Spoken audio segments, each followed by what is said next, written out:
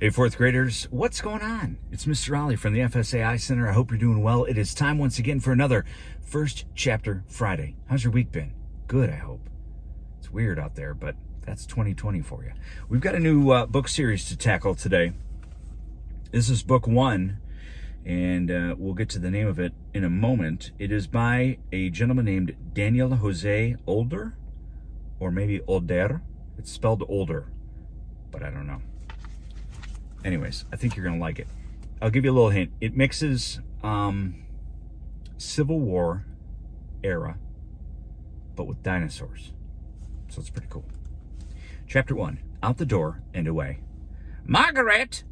Magdalese Roca sat on her bed in the girls' bunk at the Colored Orphan Asylum and closed her eyes. Her day satchel was packed, her uniform was on, shoes buckled. She'd wrestled her hair into a tight bun the way the matrons insisted she do.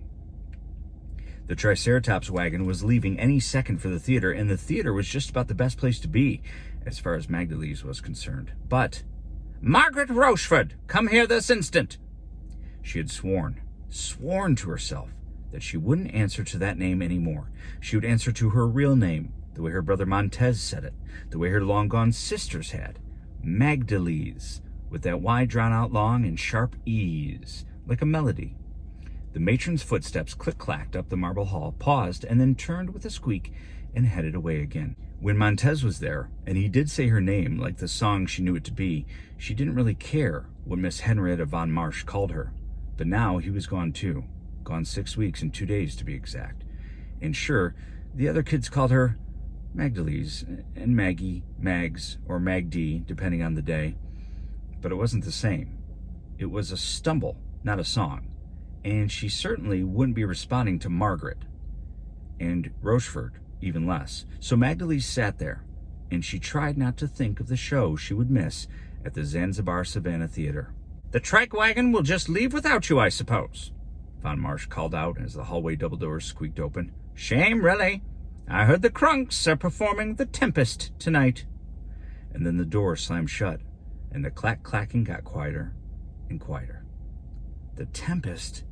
It wasn't Magdalese's favorite Shakespeare play, but she'd read it. She'd read most of them, and she was instantly filled with wonder. How would Halsey and Cymbeline Crunk, the two lead actors of the only all-black Shakespearean company in New York, bring the story of exiled wizards and lovers and monsters to life?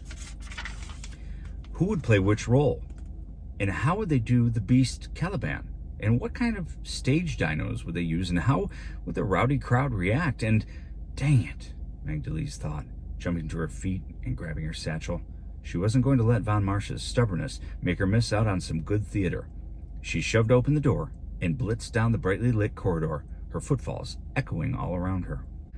A bunch of kids were studying and playing board games in the first floor common area. Whoa! Bernadette and Syl yelled as Magdalese blew past. Slow down, Speeds McGee! Sweetie May called after her, but Magdalese didn't have time to stop and banter. She wasn't going to make it. And then she'd be mad at herself all night, and her already bad mood would sink beneath the floorboards as she imagined all the fun Two-Step and Mapper and little Sabine were having without her.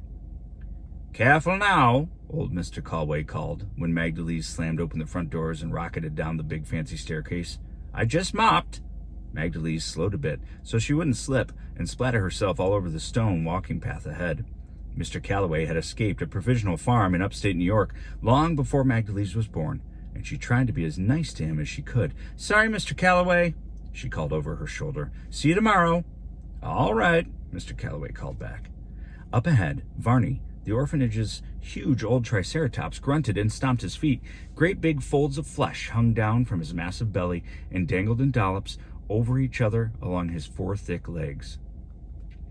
The 2 horns poking out from his forehead were dull, and his sleepy eyes had bags under them. But Varney still managed to make the supply runs twice a week and take the kids on field trips to the theater now and then. In the orphanage library's tattered edition of the Field Guide to North American Dinos, Pteros, and other assorted Sauria, which everyone just called the Dino Guide, Dr. Barlow Sloane described Triceratopses as noble and docile beasts who wanted nothing more than to sit around chewing on grass and leaves all day, but were perfectly willing to ride into battle and march for weeks on end if called upon to do so by their masters. Magdalese always wished she could spend more time with Varney. Dinos were much better than humans, mostly. They didn't make up names for you or judge you for how you wore your hair. They just lumbered around eating and pooping and carrying people places. But it was only a few years ago that New York had passed a law granting black citizens the right to dino ride. And white people in Manhattan still bristled and stared when they saw someone with brown skin astride those massive scaly backs.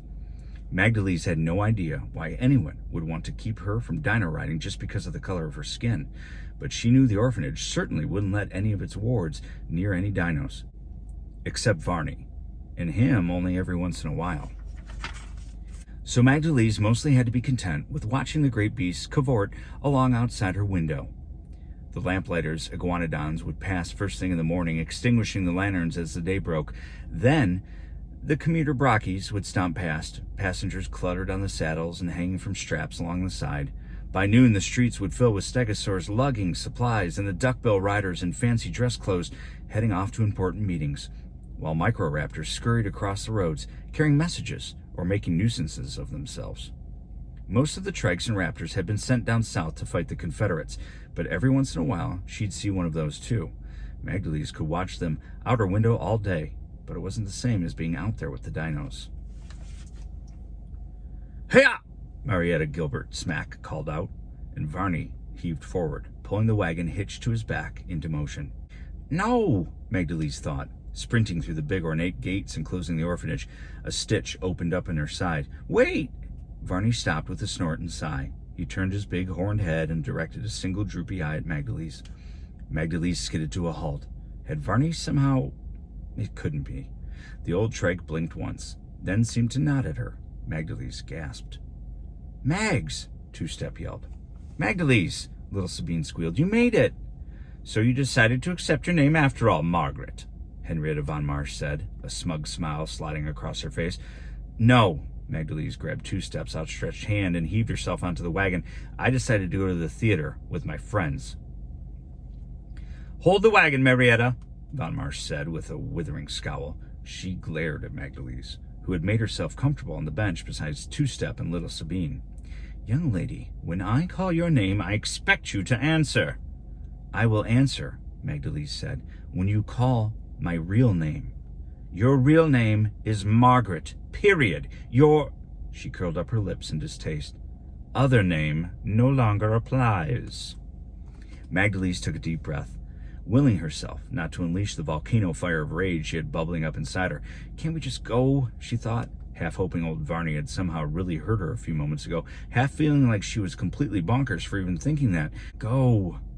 "That is a remnant of the life you left behind," von Marsh went on. "A life, I might add, that you don't even remember. You're in America now, not Cuba, and you will present yourself in American society as a proper little colored girl as long as you're under my roof."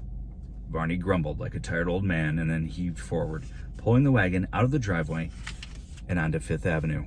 "Hold the trike, I said, Marietta," von Marsh hollered, nearly toppling from the sudden lurch of movement.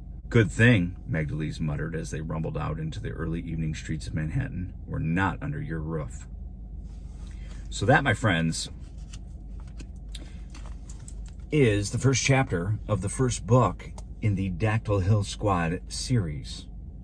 And I really think you'll like it. It's cool. I like books that add a little fiction to nonfiction events, and this one adds a lot. But still covers some of the same topics people were dealing with back then. So this book takes place in 1863, and it's in New York, and it's in the Dactyl Hill neighborhood. And I hope you like it. I've got a couple copies in the library. So I hope you guys are doing well. Happy First Chapter Friday. Have a great weekend. We'll talk to you soon. Mrs. Felcher, goodbye to you. Mrs. Rittenauer, toodaloo. And Mrs. Wright, goodbye. Talk to you guys soon.